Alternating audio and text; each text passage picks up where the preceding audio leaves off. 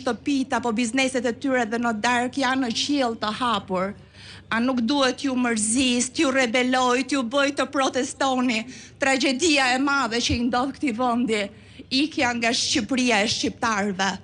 E kam thonë edhe një herë tjetër, nëse ne do të vazhdojmë me këtë ritëm me ikje, shumë shpejt ky vend duhet të hap më shumë azile pleq, se sa çerdhe dhe kopshe apo shkolla të reja, dhe nëse mos të zë, diçka e tillë ndodh, do ta vuajmë njëjtë. Ne që nuk reshtëm kurrë të reaguari, por dhe ju që nuk e prishët asnjëherë atine që u shkutuaj. Prandaj mendohuni, po jo shumë gjatë. Shqipëria ka nevojë për na. Ne i duhemi Shqipërisë, është e jona, duhet kapemi fort pas saj. Në 10 shkurt ne duhet jemi të gjithë bashkë për t'i thonë bëll është bëll. Doktor, ju kërkoj ndjes, por më duhet t'ju përmend pak. U bë kohë që dikush sajoj një fjali e cila më pas nga njerëz të ndryshëm u kthye në refren.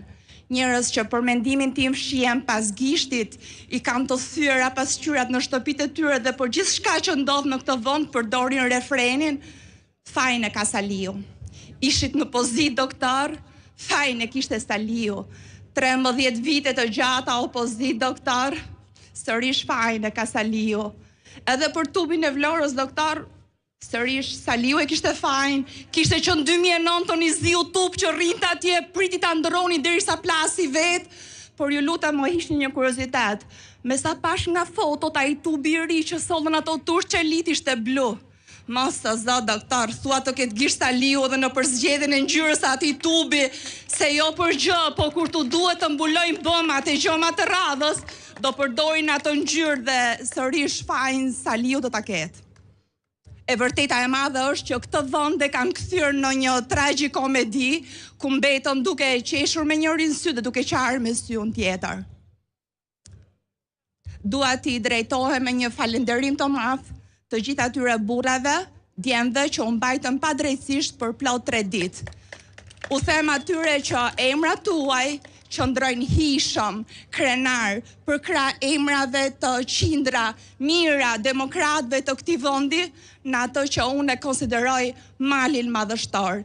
Sepse për mua, demokracia e këtij vendi është një mal madhështor, është një mal sakrificash, qëndresash, kontributesh, por mbi të gjitha është një mal me shpirtra të lirë që nuk u tjetërsuan asnjëherë dhe nuk reshtën kurrë së shpresuari.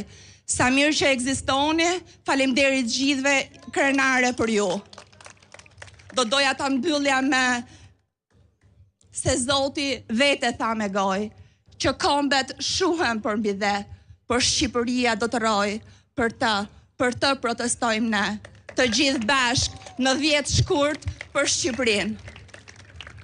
Faleminderit.